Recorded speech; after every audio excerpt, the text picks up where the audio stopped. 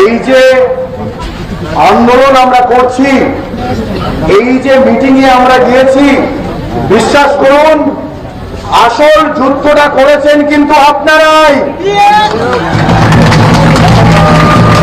এই যে আমাদের শিরদাঁড়া সোজা রেখে ওখানে পাঠিয়েছেন কারা? আপনারা। এই আপনাদের এখানে এই অবস্থান মঞ্চ, এই বিদ্রোহ, এই আন্দোলন, এই প্রতিবাদ, এই সমস্ত কিছুর আওয়াজ তুলতে পাঠিয়েছেন আপনারা।